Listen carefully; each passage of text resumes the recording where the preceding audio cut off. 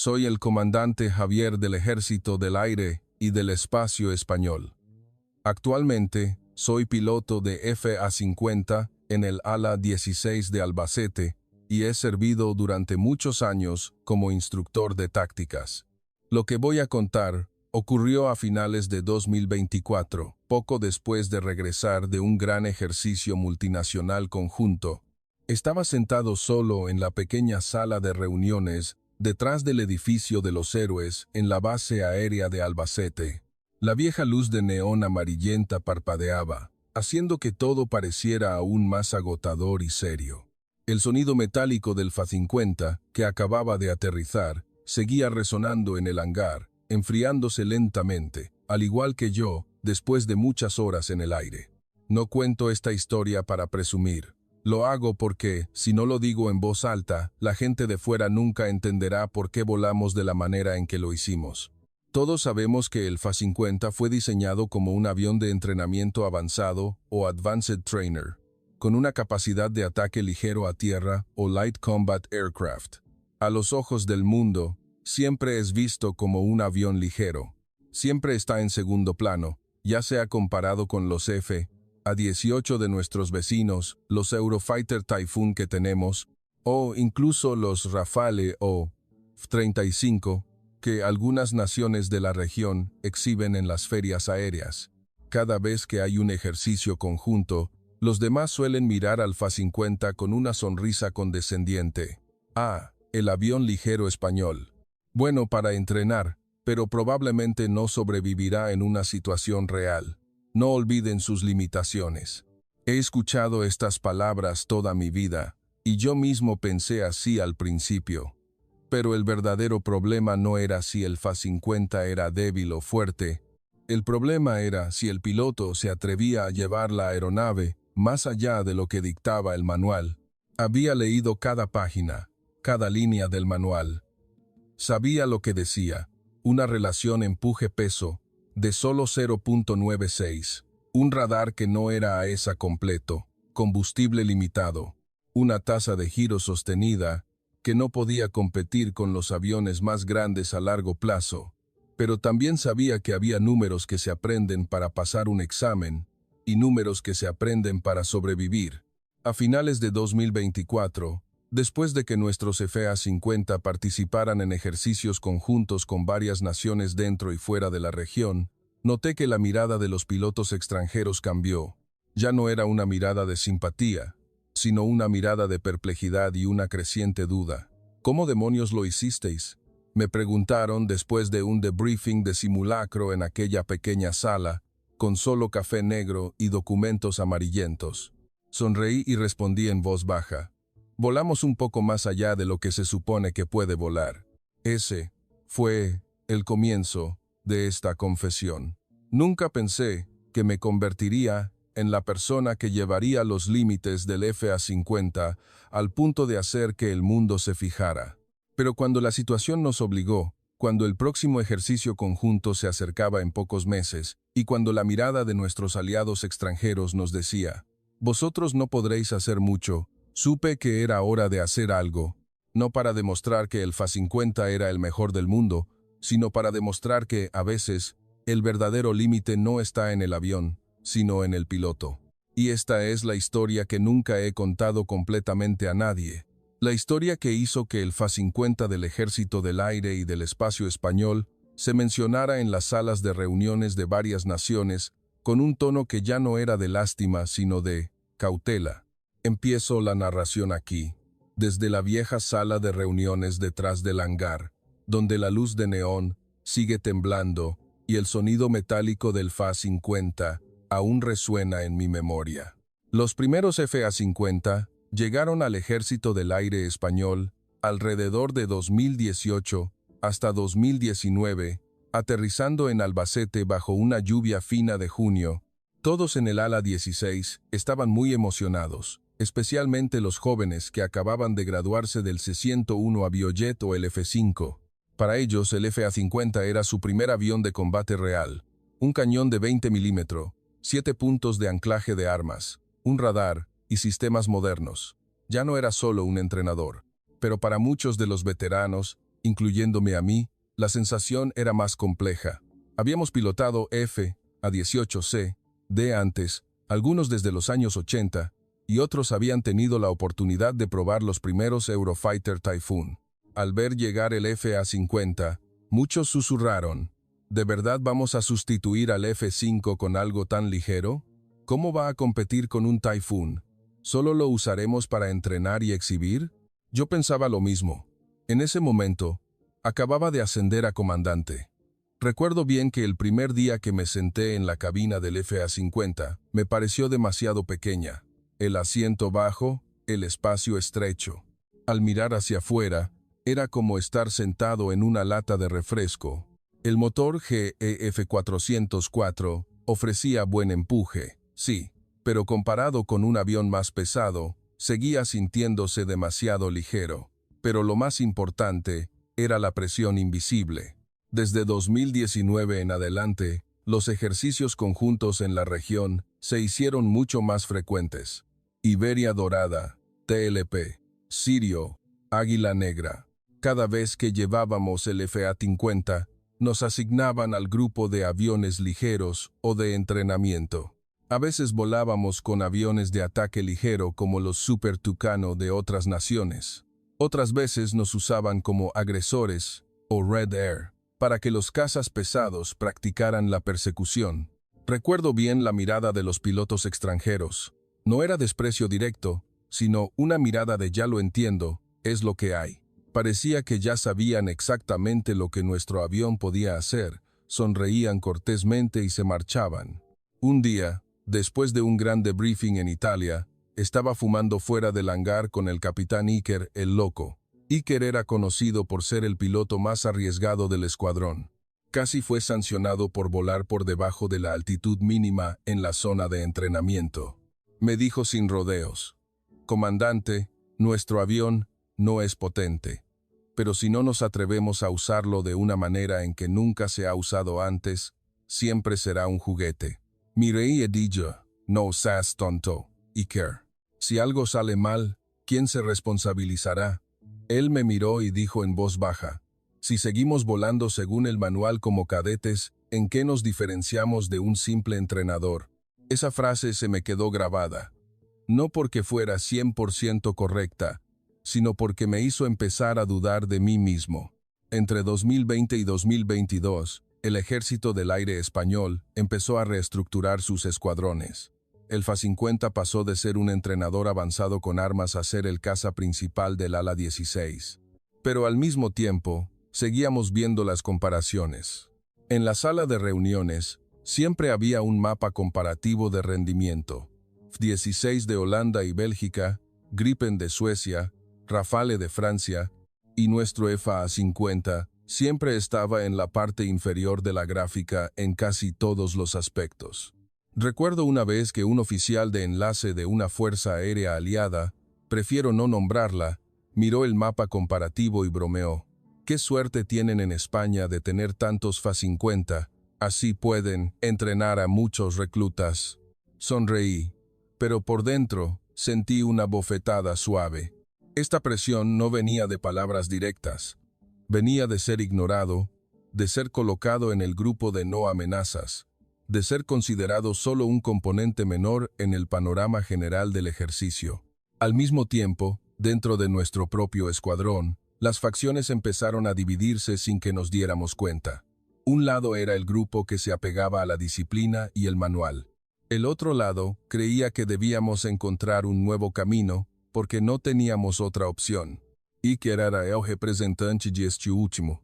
Él nunca se opuso al entrenamiento estándar, pero creía que si queríamos que el FA-50 tuviera presencia en un escenario real, debíamos atrevernos a hacer lo que el manual no prohibía, pero tampoco recomendaba. Entre 2022 y 2024, empecé a ser arrastrado hacia ese grupo, no porque quisiera, sino porque empecé a darme cuenta de que si no cambiábamos nada, nuestro FA-50 solo sería recordado como el avión que nunca sorprendió a nadie. Y ese fue el punto donde empecé a cambiar. No de ser una persona cautelosa a un temerario, sino de creer en los límites, a dudar de ellos. Me paraba frente a la pizarra en la sala de reuniones y señalaba estos números a mis subordinados una y otra vez. Cada vez que hablaba, sentía que me estaba advirtiendo a mí mismo más que a ellos. El FA-50 no fue diseñado para dominar el aire. Fue construido para ser un puente entre el entrenador y el caza ligero. Y cada puente tiene sus límites. Miremos los números sin rodeos. Relación empuje-peso. Con la aeronave vacía, es de aproximadamente 0.96 hasta 0.98, dependiendo de la carga. Comparado con un Eurofighter Typhoon o un F-A-18E, F. En la práctica, significa que el FA-50 acelera bien a baja altura, pero al subir o con una carga pesada, empieza a quedarse sin aliento antes que otros. Tasa de giro sostenida. A una velocidad de Mach 0.8 hasta 0.9 y altitud media es de aproximadamente 16 hasta 17 grados por segundo. Comparado con un avión de su misma clase, como el 50 MK1 o un Typhoon, el FA-50 está en desventaja en un dogfight prolongado. Radar y sistema de detección. Nuestro radar, el M2032, es un radar de pulso Doppler muy bueno para su tamaño y precio, pero su alcance de detección para un objetivo de 1 cuadrado metro es de aproximadamente 50-70 kilómetros, en las mejores condiciones. Comparado con los radares AESA en los aviones más nuevos que alcanzan 150-200 kilómetros, siempre somos detectados primero en un BVR. Combustible y tiempo en el aire.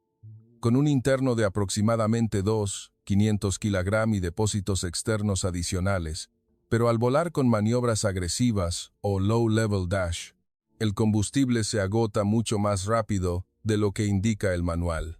Yo mismo cronometré una misión de entrenamiento de ataque a baja altura, volando a 300 hasta 500 pies a 500 nudos durante 12 minutos. El combustible se redujo casi un 40%. Estructura y límite G. El manual especifica un límite G positivo de más 8.5, negativo 3. Pero en la práctica, si empujo el avión a más 7.8 G a más 8 G de forma continuada durante más de 15 hasta 20 segundos, la estructura del ala y el fuselaje empiezan a emitir un sonido crujiente que no debería estar ahí. No es que fuera a colapsar inmediatamente, sino una señal de no lo vuelvas a hacer. Volé con Iker en una ocasión. Él voló de una manera que yo llamé borderline reckless, llevando el avión a más 8.2 G durante 8 hasta 10 segundos, soltando y volviendo a tirar. Después del aterrizaje, le pregunté si no temía que la estructura no aguantara. Se rió y respondió: «Comandante, los números del manual están escritos para los que temen morir. Pero el que realmente quiere sobrevivir debe saber cuán flexibles son esos números». No estaba 100% de acuerdo con él, pero empecé a entender lo que intentaba decir. Los números nunca mienten, dicen la verdad de forma brutal, pero al mismo tiempo, esos números nunca lo dicen todo. Solo dicen que, si se sigue el protocolo normal, este es el límite estándar, pero en ninguna parte del manual está escrito que está estrictamente prohibido superar ese límite. Solo dice que, si se supera, puede ocurrir un daño. Y ese fue el resquicio que empezamos a ver. El resquicio entre lo que el avión fue diseñado para hacer y lo que el avión todavía puede hacer si el piloto sabe lo que está haciendo. Hablé con un ingeniero de Kia durante un mantenimiento importante. Me dijo directamente: el FA-50 fue diseñado con un margen de seguridad bastante alto porque debe ser volado por estudiantes. Por lo tanto, la estructura real es mucho más fuerte de lo que se indica. Pero inmediatamente advirtió: pero si lo usáis de forma agresiva durante 5 hasta 6 años seguidos, garantizado que veréis grietas en los puntos de unión del ala antes de lo previsto. Lo escuché y pensé: podemos tener 5 hasta 6 años, pero en esos 5 hasta 6 años haremos que el mundo vea que el FA-50 no es un entrenador con un cañón. Es un avión de combate que se utiliza de forma atípica. Y a veces, Es ese uso atípico lo que lo hace más peligroso. Empecé a registrar cada vez que volaba ligeramente fuera de los límites. No para presumir, sino para aprender dónde el avión aguantaba, dónde empezaba a advertir y dónde se rompería.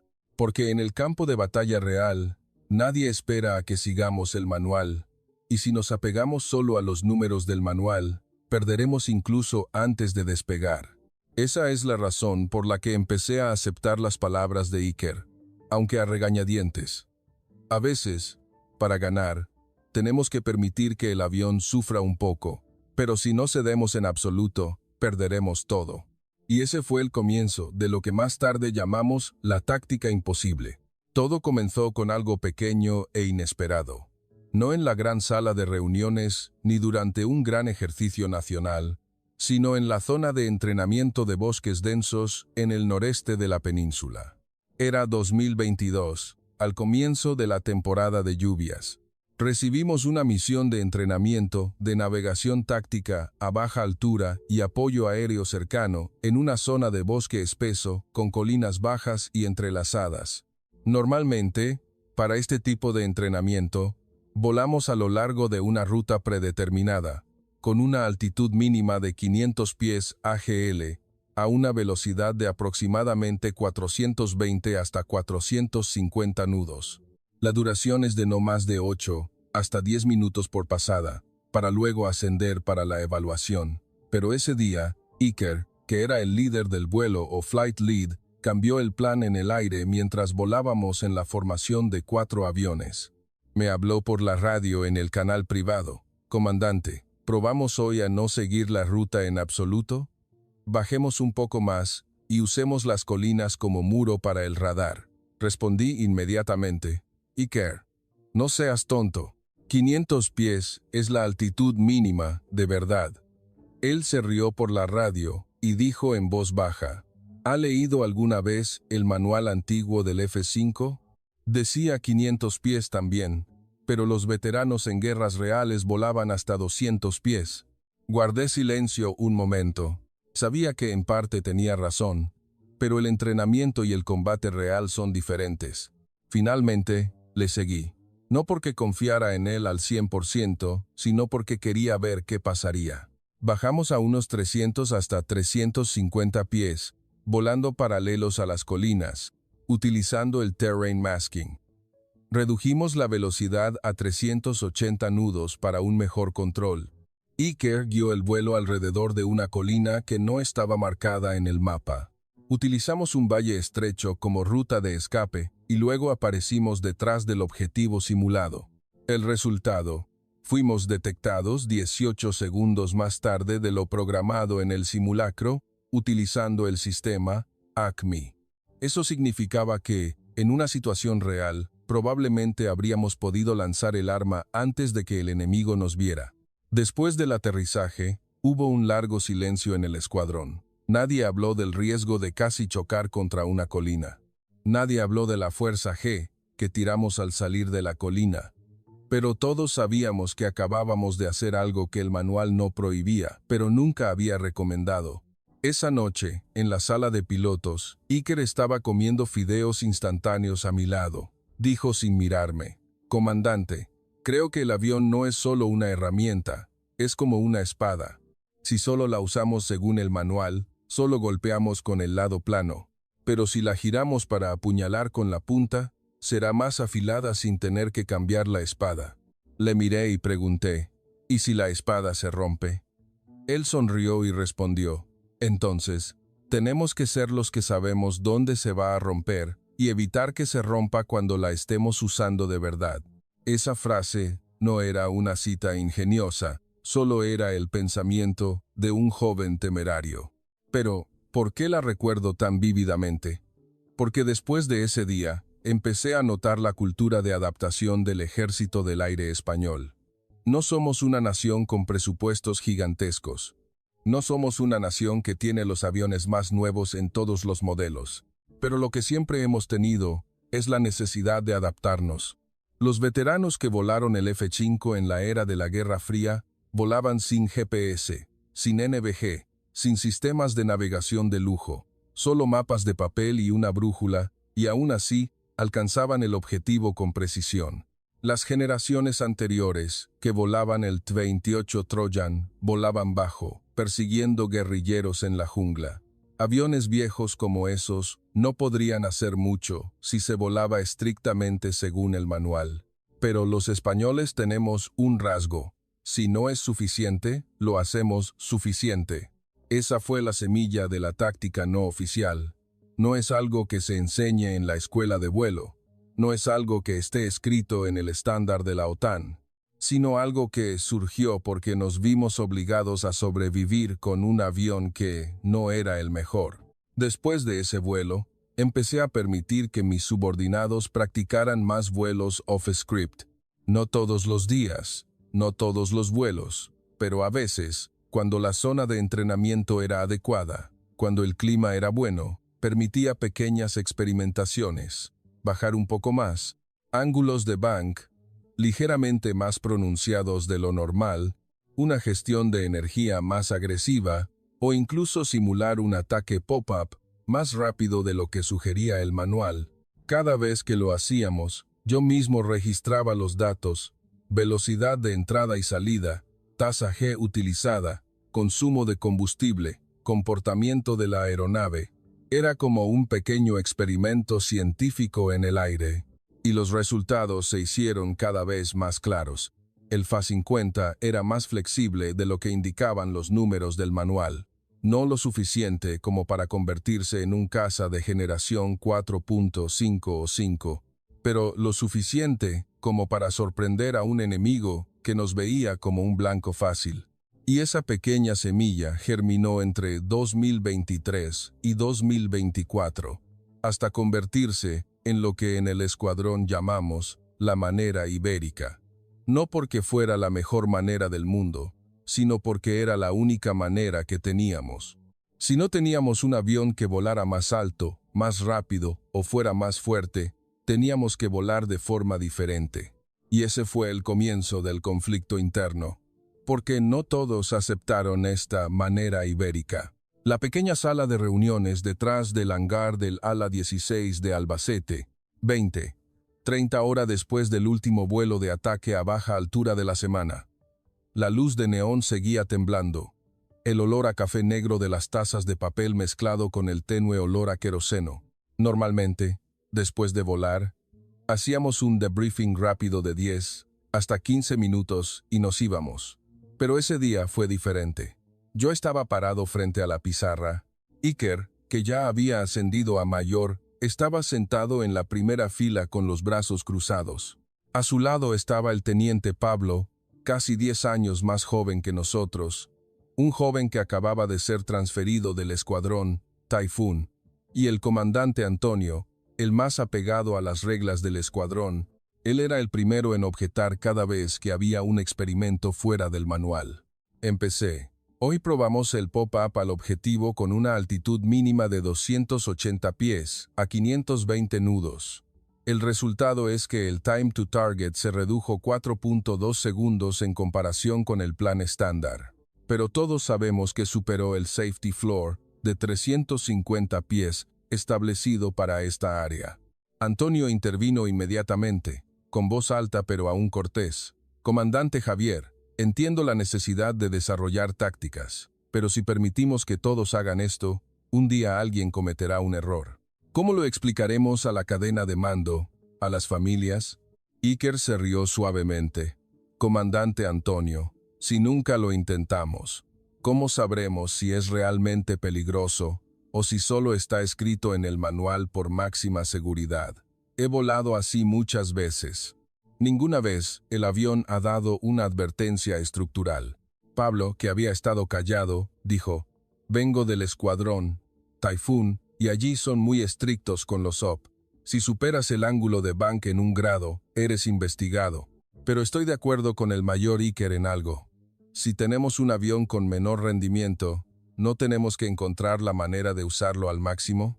Antonio se volvió hacia Pablo. Teniente Pablo, llevas aquí menos de 1 año. ¿Sabes a qué lleva volar por encima de los límites? En 1992, tuvimos un F-5 que se estrelló por entrenamiento a baja altura. La estructura del ala falló en el aire. 2 vidas perdidas. La sala se quedó en silencio al instante. Todos conocían bien esa historia. Fue un accidente grabado en la memoria del Ejército del Aire español durante décadas. Respiré hondo y hablé. Entiendo la preocupación de Antonio. Y nunca he dicho que haremos esto en todos los vuelos. Pero si seguimos volando como en 2019, nuestro F-50 será visto como un entrenador con un cañón para siempre. En el próximo ejercicio Iberia Dorada, nos asignarán como Red Air para que los F-16 y Typhoon de otras naciones nos persigan. ¿Qué haremos si nunca probamos ir más allá? Iker añadió. Propongo que tengamos test windows, elegir vuelos con buen clima, zonas seguras, con un avión de acompañamiento que registre toda la telemetría, cada parámetro. Si la aeronave muestra algo anormal, paramos inmediatamente, pero si aguanta, guardamos los datos para seguir desarrollando la táctica. Antonio negó con la cabeza. ¿Y quién se responsabilizará si pasa algo? ¿El comandante, usted? ¿O la persona que tuvo la idea, Iker? Miré alrededor de la sala y respondí lentamente. Yo me responsabilizo. Si algo sale mal, aceptaré la investigación, aceptaré el castigo. Pero creo que si no empezamos ahora, dentro de 5 años lamentaremos no haber hecho nada. La sala volvió a enmudecer. Antonio me miró fijamente durante un buen rato y luego dijo en voz baja, «No estoy de acuerdo, pero no interferiré. Si usted se responsabiliza de verdad, comandante Javier, lo observaré desde lejos. Y si algo sale mal, seré el primero en informar». Iker sonrió ampliamente, pero no dijo nada. Pablo asintió en silencio. Después de eso, el entrenamiento off-script se intensificó. Internamente, no lo anunciamos a toda el ala 16, pero en nuestro escuadrón teníamos 3 reglas de hierro que yo mismo establecí. Cada experimento debe tener un chase plane y un registro de telemetría completo. No exceder más 8.3 G y una altitud mínima de 250 pies, a menos que haya una razón clara. Cualquiera que se sienta incómodo puede levantar la mano inmediatamente sin ser juzgado. No era una rebelión contra las reglas. Era un permiso que nos dábamos en un área donde nadie lo prohibía explícitamente. Pero el conflicto no terminó ahí, porque unos meses después, el ejercicio Iberia Dorada 2024 reforzado, originalmente programado para mediados de 2024, se acercaba. Y esta vez, muchos aliados enviaron aviones nuevos. F-16 Voltio, Eurofighter Typhoon, incluso algunos F-35. Nos miraban a nuestro F-50, como antes, aviones ligeros para entrenamiento y CAS ligero, pero en el escuadrón, sabíamos que estábamos a punto de llevar el F-50 a hacer lo que no se suponía que podía hacer. Y la persona que realmente tenía que decidir ese día era yo. Si elegía seguir el manual, todo estaría seguro, pero seríamos solo un componente menor en el gran juego. Si elegía seguir la manera ibérica que habíamos construido, podría funcionar o podría costarme todo. Julio de 2024. El ejercicio conjunto Iberia Dorada en su edición 43, pero ese año llamado Iberia Dorada 2024 reforzado. La ubicación principal ya no era solo la zona de entrenamiento central, sino que se extendía a varios puntos, incluyendo partes del espacio aéreo sobre el noreste de España, una zona que el ala 16 de Albacete conocía bien. Esta vez, más naciones participaban de lo habitual. Estados Unidos envió F-16C de bloque 50/52 y algunos F-35A. Singapur envió F-16D+ y F-15SG. Australia envió F-A-18F Super Hornet. Francia envió Rafale. Malasia envió su propio F-A-50. Y muchas otras naciones enviaron cazas pesados. España, además del Typhoon como fuerza principal, tenía 12 F-A-50 del ala 16, asignados a roles mixtos, algunos como Blue Air, algunos como Red Air y algunos para CAS a unidades terrestres. El día antes del primer vuelo real, hubo una gran reunión en un hotel de Albacete. Una gran sala de conferencias con aire acondicionado potente, largas mesas alineadas con pequeñas banderas nacionales. Una pantalla gigante mostraba el mapa 3D de la zona de entrenamiento. Estaba parado en la última fila con Iker y Pablo. El director del ejercicio, un teniente coronel estadounidense, habló con acento claro. En esta situación de Red Air, simularemos una defensa aérea por capas. Tenemos nuestro AWACS y el de nuestros aliados detectando. Los F-35 y Typhoon son la capa externa, los VS-6 la capa intermedia. Los aviones ligeros, como el FA-50, se usarán como señuelos o intrusos de bajo nivel para probar la defensa inferior. La palabra aviones ligeros fue pronunciada con naturalidad, como un hecho que todos conocían. Miré de reojo a Iker. Sonreía con la boca, pero sus ojos no. Pablo anotaba algo en su cuaderno. Después del briefing principal, hubo mini briefings separados por rol. El grupo Red Air, que incluía nuestros FA-50, estaba dirigido por un oficial estadounidense de un escuadrón F-16. Miró el mapa y me preguntó directamente: «Comandante Javier, sus FA-50 entrarán por el noreste a baja altura». «Correcto. Esperamos que se mantengan por debajo de 1,000 pies AGL para evitar la detección temprana, pero con las limitaciones de su radar y combustible, ¿cuánto tiempo pueden sostener esa velocidad de ingreso?». La pregunta sonaba cortés, pero la implicación era clara. ¿De verdad lo conseguiréis o solo es postureo y os quedaréis sin combustible a mitad de camino? Respondí con tono normal. «Lo gestionaremos, señor. Hemos entrenado extensamente este perfil». Él sonrió y asintió, una sonrisa que yo conocía bien. «Entiendo, buena suerte». Después, todos se dispersaron, pero las miradas que nos seguían eran diferentes. Ya no eran de simpatía, sino de, probablemente, no sobreviviréis más de 3 minutos en una situación real. La noche antes del vuelo real, Iker, Pablo y yo estábamos sentados en la sala de pilotos, las luces tenues, solo el suave zumbido del aire acondicionado. Iker habló primero. «Comandante, nos ven como un simple señuelo, pero mañana les haremos cambiar de plan». Pablo preguntó: «¿De verdad usaremos la manera ibérica? Si fallamos, podríamos ser penalizados, o peor, prohibidos de volar más». Los miré a ambos y respondí: «No iremos más allá de los límites que ya hemos probado, pero definitivamente no volaremos como esperan. Mañana todos deben confiar en lo que hemos entrenado. No confiar en el avión, sino confiar el uno en el otro». La mañana del vuelo real. El aire estaba caliente y bochornoso. Nuestros FA-50 estaban alineados en la plataforma. Pilotos de otras naciones pasaban. Algunos tomaban fotos amigables de nuestro avión, pero yo sabía que tomaban fotos porque era bonito, no porque fuera temible. Al subir al avión, revisé la cabina como de costumbre y abrí la radio del escuadrón. ¿Listos todos? Las respuestas llegaron inmediatamente de los 4 aviones. «Listo, comandante, vamos». Y la voz de Iker, cerrando: «Hoy les haremos recordar que el FA-50 no es solo un juguete». Sonreí bajo la máscara de oxígeno y pulsé el interruptor de arranque del motor. Solo tenía una pregunta en mi cabeza. Si tenemos éxito hoy, ¿cómo nos mirarán? Y una pregunta más pesada. Si no tenemos éxito, ¿cómo me lo explicaré a mí mismo? Pero no hubo tiempo para pensar. La torre llamó: «Cobra Español 11, autorizado para despegar. Pista 27, viento 260 a 8 nudos».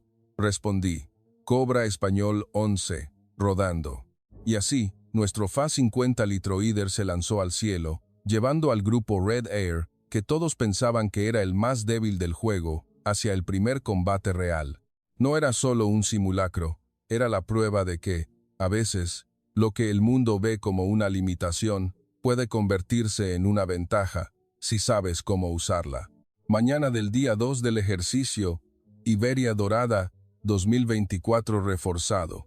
La primera misión del día, Red Air Ingress. El objetivo era infiltrarse en el espacio aéreo defendido por la capa interior de Blue Air, simulando la destrucción de un nodo C2 situado a unos 80-90 kilómetros de la ruta inicial. El plan estándar, acordado por todas las partes en el briefing. Red Air se dividiría en 3 oleadas. Oleada 1. 16 estadounidenses y sus 30 franceses barrerían los radares de la capa exterior. Oleada 2. Typhoon E y Rafale penetrarían con armas de ataque a distancia. Oleada 3. Nuestros Fa-50 más los Fa-50 de Malasia harían el señuelo y el ataque de seguimiento si se abría la oportunidad. Ese era el plan en papel, pero en nuestro escuadrón nunca tuvimos la intención de seguirlo. 08:45 hora. Despegamos de la pista 27 de Albacete. 4 aviones. N-Crao 1, N-Crao 2, N-Crao 3, N-Crao 4. Inmediatamente después de despegar, nos separamos de la formación principal de Red Air. La radio del escuadrón estaba abierta solo para nosotros 4. Dije brevemente, todos. Recordad el perfil que entrenamos el 14 de junio. Las respuestas llegaron de inmediato. Lo recordamos, comandante. Listo para ir. Descendimos inmediatamente después de alcanzar los 1500 pies, reduciendo la altitud a 400 hasta 450 pies AGL, velocidad 480 hasta 500 nudos, utilizando terrain masking al máximo. Las colinas bajas al noreste de Albacete se convirtieron en nuestro muro. No volamos directamente por la ruta que el AWACS podía ver, sino que rodeamos los valles estrechos que habíamos practicado, puntos sin una cobertura clara de los radares terrestres. La ventaja del Fa-50 que explotamos, su pequeño tamaño. Su RCS no es tan grande como el de un caza pesado. Si volamos lo suficientemente bajo, utilizando bien el terreno, incluso los radares AWACS o terrestres modernos tienen dificultades para detectarnos. T más 4 minutos. El AWACS envió una alerta. Red Air oleada 1 detectada. Los 16 comenzaron a enfrentarse con el CAP de la capa exterior de Blue Air. La radio principal se llenó de comunicaciones. Bandido rumbo 270, 45 millas, Mach 0.85, altitud 25.000, pero nosotros seguíamos en silencio. Ni una sola vez se mencionó nuestro nombre. Gestioné la energía con cautela, no acelerando a tope al principio, manteniendo las RPM al 85-88%, evitando que el motor se sobrecalentara, porque sabíamos que un vuelo bajo como este consumiría un 30-40% más de combustible de lo normal. Más 11 minutos. Nos acercamos a la capa de defensa interior de Blue Air. Este es normalmente el área patrullada por los F-35 y Typhoon E. Nuestra esperanza era que estuvieran ocupados manejando la oleada 1 y 2 antes de que apareciéramos. Iker habló por radio. Comandante, veo la estela de humo de un Typhoon a las 10 en punto a la derecha. Están ocupados. Respondí. Bien, aprovechemos la oportunidad. Todos, prepárense para el pop-up en 90 segundos. El perfil que entrenamos, ascenso rápido a 45 grados de bank, afterburner durante 7 segundos, lanzamiento en el pico. Este fue el punto donde nos desviamos de la lógica normal. Según el manual y el plan estándar, un avión ligero como el FA-50 no debería hacer un pop-up desde una altitud muy baja, ya que perdería una energía tremenda, y después de lanzar el arma, no tendría suficiente energía para maniobrar más. Pero elegimos hacer lo contrario, porque sabíamos que si aparecíamos demasiado tarde, nos abatirían antes de ver el objetivo. Si aparecíamos demasiado pronto, el AWACS nos vería y enviaría el CAP a cazarnos. Por lo tanto, elegimos la ventana de tiempo, donde todos estaban ocupados con los aviones grandes, y aparecimos de repente, desde un ángulo que no esperaban. T+12, 45, ordne, pop-up now.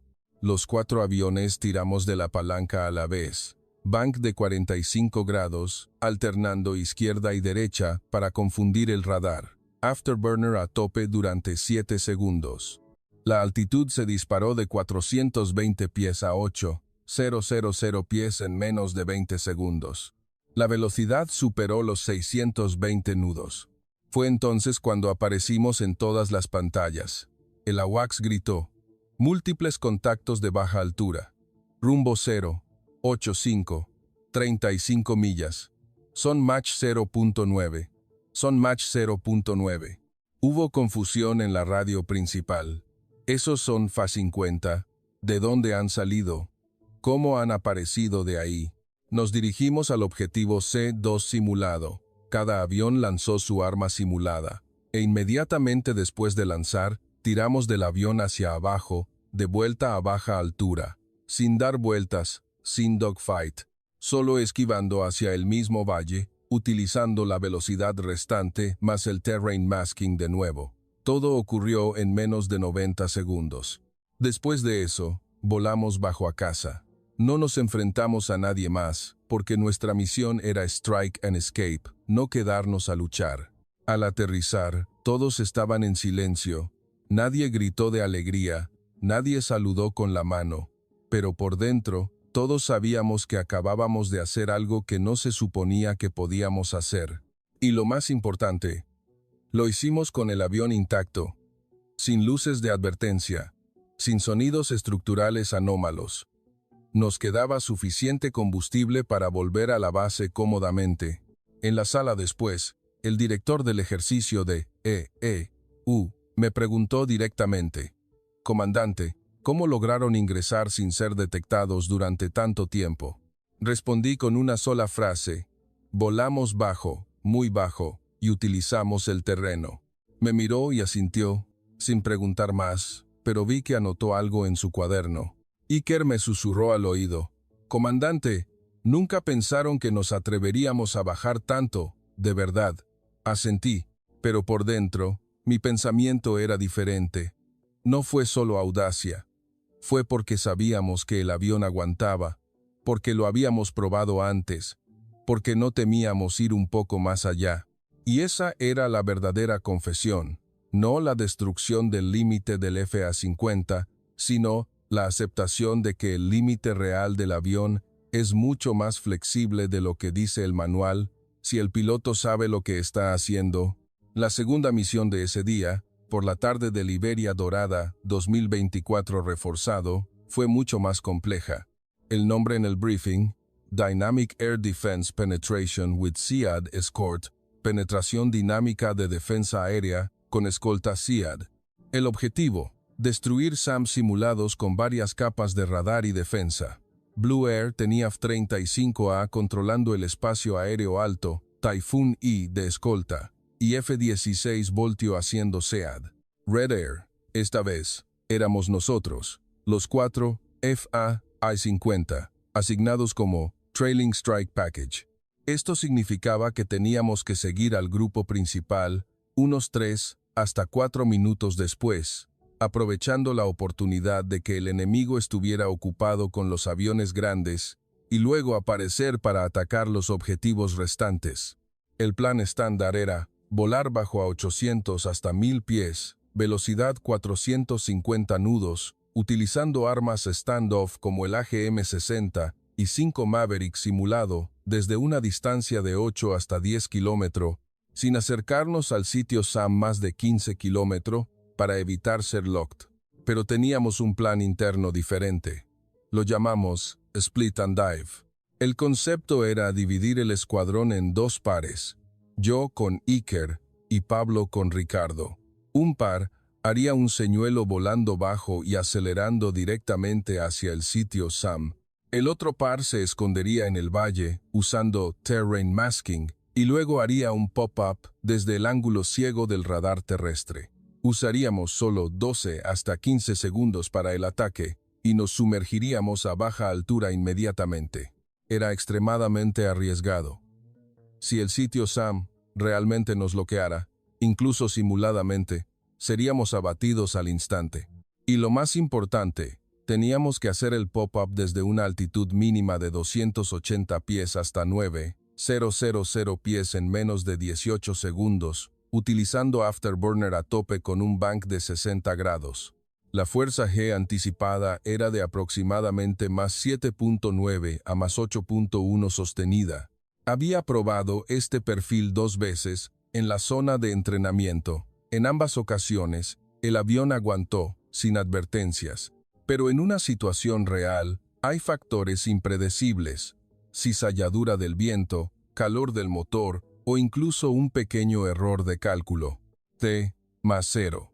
Comenzó la misión. Despegamos de Albacete de nuevo, pero esta vez el ambiente era diferente. Todos sabíamos que esta era la misión real del día, no solo una pequeña demostración. Nos separamos de la formación principal de Red Air, incluso antes de llegar al punto de ingreso. Descendimos a 350 pies, volando paralelos al valle que conocíamos bien. La radio del escuadrón estaba en un silencio absoluto, solo el sonido del motor y la respiración. T más 720. Nos acercamos a la zona simulada del sitio SAM.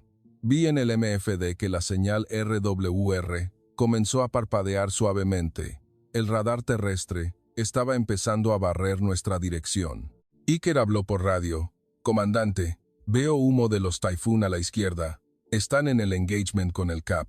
¿Ahora o nunca?» Respondí. «Split now». Mi par con Iker, directo. Pablo y Ricardo, espere 30 segundos y pop-up desde el rumbo 090. Los 4 aviones se separaron. Iker y yo aceleramos a 540 nudos, volando directamente hacia el sitio SAM sin esquivar nada, con la intención de que el radar nos bloqueara. El RWR sonó con la señal completa. «Lock on. Lock on». La alarma en mis auriculares. Seguimos volando bajo hasta una distancia de 12 kilómetros del objetivo. Entonces ordené. «Iker, arriba». Ambos aviones tiramos hacia arriba a la vez. Afterburner a tope. Bank de 65 grados. La altitud se disparó rápidamente desde 380 pies. La fuerza G apretaba, obligándome a tensar el abdomen. El avión vibró ligeramente, pero aún era controlable. Pero luego, a la altitud de 4.200 pies, mi avión tuvo un comportamiento anómalo.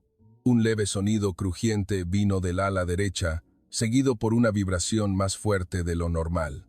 No era solo la vibración habitual de una maniobra de alta G, sino una vibración asimétrica, como si algo estuviera suelto en la estructura. Miré el panel de advertencia. No había luces rojas, pero una luz de precaución amarilla parpadeó una vez y se apagó. Mi corazón se aceleró. En esa fracción de segundo, tenía 2 opciones. Opción 1, seguir el manual. Reducir el throttle inmediatamente, abortar el pop-up, volver a baja altura y abortar la misión, 100% seguro. Pero perderíamos toda la oportunidad, y todos sabrían que nos retiramos. Opción 2. Confiar en lo que habíamos probado. Confiar en que era solo una vibración temporal por la carga anormalmente alta. Confiar en que si dejaba que el avión respirara 4 hasta 5 segundos, volvería a la normalidad y seguiría adelante. Solo tenía 2 hasta 3 segundos para decidir. Iker seguía ascendiendo a mi lado. Pablo y Ricardo estaban haciendo la cuenta regresiva en el valle. Tomé una decisión. Iker, continúa. Yo te sigo. No reduje el throttle, pero ajusté ligeramente el bank, de 65 a 40 grados, para darle un pequeño descanso al ala, y volví a empujar la palanca. El avión vibró más fuerte de nuevo, pero el sonido crujiente desapareció. La vibración permanecía, pero comenzó a disminuir. Aparecimos a 8.800 pies, lanzamos las armas simuladas de ambos aviones y nos sumergimos inmediatamente. Al mismo tiempo, Pablo y Ricardo aparecieron desde el otro ángulo, lanzando armas adicionales. El sitio SAM simulado fue destruido en menos de 25 segundos. Después, nos escondimos a baja altura, volviendo a la ruta original. Nadie nos persiguió, porque Blue Air seguía ocupado con las otras partes. Al aterrizar, fui el primero en bajar del avión, y me quedé quieto junto al fuselaje, mirando el ala derecha. No había grietas visibles, pero sabía que había estado demasiado cerca. Iker se acercó, me dio una palmada en el hombro y dijo: «Comandante, vi que su avión temblaba al ascender. ¿Por qué no abortó?». Respondí en voz baja: «Porque si paraba en ese momento, todo lo que entrenamos se habría perdido, y no quería ser la persona que decepcionara al escuadrón». Asintió, sin decir nada más. Esa noche, en la sala de debriefing, nadie mencionó la vibración. Nadie preguntó por qué hicimos un pop-up desde tan baja altura, pero todos lo sabíamos, yo incluido. Este fue el punto donde cruzamos la delgada línea entre la audacia y la locura, y esta vez tuvimos la suerte de sobrevivir. Después de que la misión Split and Dive terminó, volamos de vuelta a la base en silencio. Ningún sonido de la radio principal mencionó nuestros nombres. No hubo órdenes de volver a la reunión de inmediato. Solo el sonido de los motores que disminuía gradualmente a medida que nos acercábamos a Albacete y la luz del sol de la tarde que caía sobre las alas grises de los 4 Fa-50. Hora de aterrizaje, aproximadamente 15:40 hora. Aterricé primero. Salí del avión y me quedé quieto junto al fuselaje más tiempo de lo normal, mirando el ala derecha que había crujido durante el pop-up. Ahora se veía normal. No había grietas visibles a simple vista, pero yo sabía que había estado demasiado cerca. El equipo de tierra se acercó a revisar el avión, como de costumbre. Uno de ellos, un técnico superior llamado Abuelo Manuel, me miró y preguntó en voz baja: «¿Voló duro hoy, comandante?». El avión vibró un poco al aterrizar. Sonreí y respondí: «Un poco duro, abuelo», pero aguantó. No preguntó más, solo asintió, y se dirigió a inspeccionar la parte inferior del fuselaje. Luego, entramos en la sala de debriefing de tamaño mediano, la sala utilizada solo por el grupo Red Air. Las paredes estaban llenas de mapas 3D aún congelados de la misión. La pantalla gigante mostraba la repetición completa del ACME, cada movimiento, cada lock-on, cada lanzamiento de arma simulada. Había unas 20 personas en la sala, incluyendo al director del ejercicio de EEU, el teniente coronel Ramírez, un oficial de enlace australiano y un oficial francés que supervisaba la parte Rafale. Por el lado español, el jefe de nuestro ala estaba sentado en la primera fila, en silencio, pero con ojos penetrantes. Nadie habló durante un rato, solo el suave sonido de la repetición. La imagen de nuestros pods apareció, mostrando claramente lo bajo que descendimos. Mostró claramente lo tarde que aparecimos. Y mostró claramente cómo los sitios SAM fueron destruidos por los 4 Fa-50, mientras que muchos de los aviones más grandes aún no habían llegado. El teniente coronel Ramírez fue el primero en hablar. Su voz era clara, pero el tono había cambiado desde el briefing. «¿Cuánto tiempo estuvieron por debajo de 500 pies, muchachos?». Respondí directamente: «Aproximadamente 11 minutos, señor. Con picos en 280 a 320 pies AGL durante el ingreso». La sala se quedó en silencio de nuevo. Se volvió a mirar la repetición y continuó. «Y el pop-up. Eso fue agresivo. Más 8G sostenido. ¿Por cuánto tiempo?». Iker, sentado a mi lado, respondió por mí: «Alrededor de 18 segundos en el pico, señor, pero gestionamos cuidadosamente el desgaste de energía». Ramírez asintió.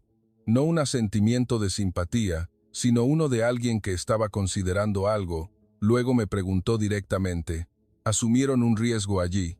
Si ese monitor estructural se hubiera puesto en rojo, ¿habrían terminado?». Lo miré a los ojos y respondí lentamente: «Sí, señor. Conocíamos el margen, lo probamos antes. No exactamente este perfil, pero lo suficientemente cerca». Se rió suavemente. No una burla, sino la risa de alguien que acababa de ver algo inesperado. ¿Probado? ¿Los manuales? ¿O algo más? Después de eso, la atmósfera en la sala cambió. No hubo críticas duras, no hubo advertencias directas sobre seguridad, pero hubo más preguntas. El oficial australiano preguntó: «¿Cómo mantienen la conciencia situacional a esa altitud? ¿No tienen alerta de terreno?». Respondí: «Utilizamos referencias visuales, más el terreno conocido, y tenemos muy buenos mapas de nuestras propias áreas de entrenamiento. El oficial francés preguntó, «Su Fa-50 tiene el mismo motor que el nuestro, pero parece que lo fuerzan más. ¿Alguna modificación?» Negué con la cabeza. «Sin modificaciones, señor. Different Operating Philosophy». La frase «Different Operating Philosophy» sonaba simple, pero todos en la sala entendieron lo que significaba. Después de que el debriefing terminó, todos se fueron gradualmente. Pero un oficial estadounidense, un mayor que supervisaba la parte F-35, se acercó a mí en la puerta. Me entregó una pequeña libreta y dijo en voz baja, «No lo escribí oficialmente, pero noté su perfil de ingreso. ¿Le importaría si se lo devuelvo más tarde?» Miré la libreta. Vi los números que había anotado. Hora de ingreso, altitud mínima, G pico. Todo registrado meticulosamente. Sonreí y respondí, «Claro, mayor, pero solo si me invita al café». Se rió y se fue. La sala de debriefing quedó solo con Iker, Pablo y yo. Iker habló primero. «Comandante, está demasiado tranquilo. Normalmente nos reprenderían por el riesgo, ¿no?». Respondí, «Es porque no saben cómo reprendernos. No violamos ninguna ley. Solo hicimos lo que nunca pensaron que el Fa-50 haría». Pablo dijo en voz baja, «¿Y seguiremos haciéndolo después de hoy?». Miré por la ventana. Vi los Fa-50 alineados bajo la luz del atardecer, y respondí, «Seguiremos. Pero la próxima vez seremos más inteligentes y más cuidadosos, porque hoy tuvimos suerte y mañana no lo sabemos». Y en ese silencio, sentí que lo que acabábamos de hacer no cambió el mundo de la noche a la mañana, pero la mirada que nos veían con lástima había cambiado de verdad. De patética se había vuelto interesante, y tal vez cautelosa. Después del último día de Liberia Dorada 2024 reforzado, no hubo una gran ceremonia de clausura oficial como en años anteriores. Nadie se paró en el escenario a anunciar el nombre de un escuadrón o un piloto en particular. No hubo medallas. No hubo un certificado que dijera mejor rendimiento. Solo un breve agradecimiento del director del ejercicio, y todas las partes se dispersaron a sus respectivas bases. Pero lo que ocurrió después fue silencioso, pero más claro que cualquier palabra. A la mañana siguiente, después de la última misión, recibí un mensaje personal a través del canal militar del mayor, con el que había hablado en el debriefing, el que supervisaba la parte F-35. El mensaje era muy breve. «Javier, el café sigue en pie. Estoy en el alojamiento temporal hasta las 14:00 hora. Me gustaría charlar más sobre su ingreso a baja altura». Fui a reunirme con él en la pequeña sala de estar cerca de la plataforma. Sacó la misma libreta y la puso sobre la mesa, con 2 tazas de café, sin grabación, sin intérprete. Nadie más que nosotros dos. Me preguntó directamente, «¿Cuántas veces han practicado exactamente ese perfil?». Respondí con sinceridad, 6 recorridos completos en los últimos 18 meses. 3, con telemetría en vivo, 3 sin. Nunca empujamos más allá de 8.2 G sostenido, pero conocíamos el patrón de vibración. Asintió y anotó algo más. Vibración, de acuerdo. Vimos lo mismo en nuestros vuelos de prueba con aeronaves más ligeras, pero nunca lo llevamos a 280 pies. Luego hizo muchas otras preguntas sobre la gestión del combustible en un low-level dash largo, sobre el cálculo del desgaste de energía en el pop-up, sobre cómo entrenamos el reconocimiento visual del terreno sin depender del radar de seguimiento de terreno. Respondía todo con la verdad, pero sin revelar los detalles confidenciales del escuadrón. Él tampoco preguntó por esa parte. Parecía saber que había una línea delgada que no debía cruzar. Antes de irse, dijo una última frase. «Gracias por compartir esto. No estará en ningún informe oficial, pero estará en mi cabeza la próxima vez que hagamos un briefing contra aviones de combate ligeros». Me extendió la mano y la estrechó más fuerte de lo normal. Después, otras historias silenciosas comenzaron a surgir en varios puntos.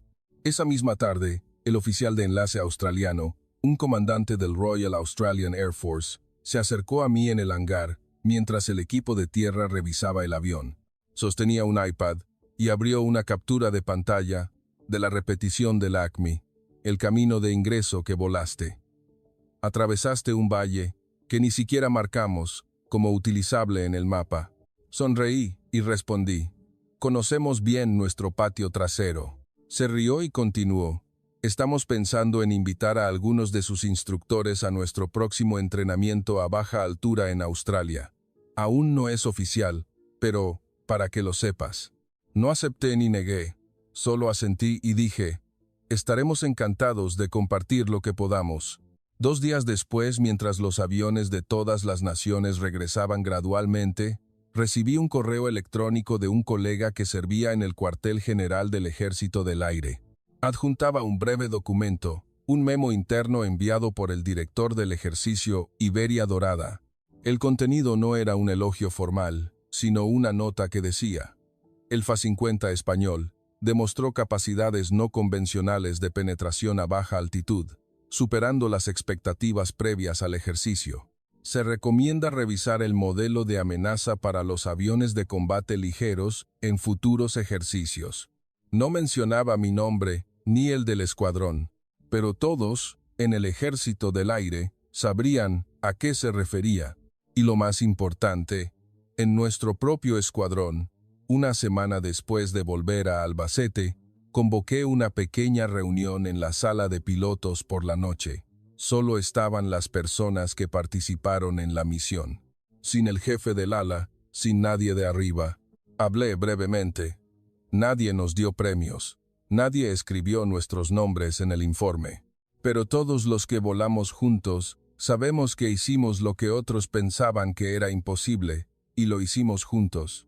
Iker levantó su taza de café y dijo, por el Fa-50, que nunca fue enseñado a volar así, pero lo enseñamos nosotros mismos. Todos levantaron sus tazas. Sin gritos de alegría, sin aplausos fuertes, solo un silencio lleno de entendimiento. Y en ese silencio, supe que esta era la verdadera aceptación, no del mundo exterior, no de los aliados, sino del uno al otro. Una aceptación que no necesitaba papel, no necesitaba medallas. Solo saber que cambiamos la mirada de los demás sin tener que decirlo en voz alta. Y para mí, eso fue suficiente. Han pasado muchos meses desde el Iberia Dorada 2024 reforzado. Ahora es principios de 2025. Sigo siendo comandante en el ala 16 de Albacete. El Fa-50 sigue siendo el avión principal de nuestro escuadrón. Pero algo ha cambiado, aunque sea en silencio. Cada mañana que camino hacia el hangar, miro los aviones alineados, sus alas grises, los números de serie familiares. Y siempre me pregunto, ¿dónde está realmente su límite? La respuesta que tengo ahora ya no son los números del manual. No es más 8.5G. No son 500 pies AGL como mínimo. No es una relación empuje-peso de 0.96. Ni una tasa de giro sostenida de 17 grados. El verdadero límite del Fa-50 está en nosotros, en el piloto. Está en el conocimiento, la audacia y la responsabilidad que tenemos el uno con el otro. Solía pensar que el límite era algo preestablecido, escrito por ingenieros en CAI, probado en túneles de viento y programas de pruebas de vuelo. Pero después de que lo empujamos más allá de lo que se suponía, entendí que el verdadero límite es flexible si sabemos cómo, y se encoge si tenemos demasiado miedo. En nuestro propio escuadrón, ahora tenemos nuevos reclutas, chicos que acaban de graduarse de la escuela de vuelo. Miran el Fa-50 como nosotros al principio, un avión ligero que no es lo suficientemente potente. Pero ahora, cuando escuchan las historias de los veteranos, cuando ven las repeticiones que todavía guardamos internamente, hacen preguntas diferentes. Comandante, si bajamos tanto, ¿de verdad no se va a romper? ¿Tuvo miedo cuando el avión vibró? ¿Cómo podemos entrenar así, sin que nadie lo sepa? Les respondo con franqueza. Puede romperse si vamos más allá de lo que sabemos. Siempre es arriesgado. Pero ese riesgo lo controlamos al conocer el avión y, lo más importante, al hacerlo juntos. Nadie lo hace solo. Les muestro los datos de telemetría que registramos mostrando el punto donde la vibración comenzó a aumentar, el punto donde la luz de precaución parpadeó, y les digo, esta es la línea que no debemos cruzar. Pero si nos acercamos a esa línea y sabemos lo que es, ya no la temeremos. El mayor cambio no fue en el avión, sino en nosotros mismos. Antonio, el veterano que se apegaba al manual, ahora permite que sus subordinados experimenten bajo supervisión. Sigue siendo la persona más cautelosa del escuadrón, pero ha empezado a entender que proteger la vida de un piloto no es solo prohibir lo peligroso, sino enseñarles a conocer ese peligro y a saber cómo sobrevivir. Iker también ha cambiado. De un joven temerario que todos temían que causara un incidente, se ha convertido en alguien que piensa más. Sigue siendo el que empuja los límites, pero ahora lo hace con razón más que por impulso. Y antes de cada vuelo, siempre me pregunta, «Comandante, ¿hasta dónde iremos hoy?» En cuanto a mí, sigo siendo el hombre del medio, el que tiene que sopesar entre la seguridad y la audacia, entre la regla y la necesidad. Pero ya no siento que sea una carga. Se ha convertido en un deber que acepto. Algunas noches, cuando me quedo hasta tarde en la sala de reuniones, la vieja luz de neón sigue temblando. Abro los archivos de repetición de Liberia Dorada. Veo la imagen de los 4 FA-50 emergiendo del valle. Veo el camino que nunca se nos enseñó a volar. Y pienso, si nunca hubiéramos empezado, seríamos solo un avión ligero que todos compadecen. Si nunca hubiéramos sido audaces, nunca habríamos sabido cuánto aguantaba el avión. Y lo más importante, si nunca hubiéramos confiado el uno en el otro, nunca lo habríamos logrado. El FA-50 no se convirtió en el mejor avión del mundo. Sigue siendo un avión ligero.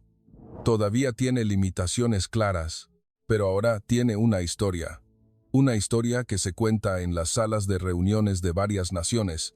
Una historia que hace que otros reconsideren que, a veces, lo que parece débil puede ser más fuerte de lo que se piensa si hay alguien que sabe cómo usarlo. Para mí, eso es lo que más me enorgullece. No porque ganamos el ejercicio, no porque destruimos un límite, sino porque hicimos que el FA-50 y el Ejército del Aire Español tuvieran presencia a los ojos del mundo, a nuestra manera. Una mañana de enero de 2025. El aire en Albacete es un poco más frío de lo normal. Una niebla ligera cubre la larga pista. Me levanto temprano, como siempre. Camino solo hacia el hangar, sin nadie siguiéndome, sin misiones urgentes. Solo necesito pararme y mirar los FA-50, alineados en silencio bajo la primera luz del día. Estos aviones no han cambiado de forma. Siguen siendo aviones ligeros y pequeños, con alas cortas.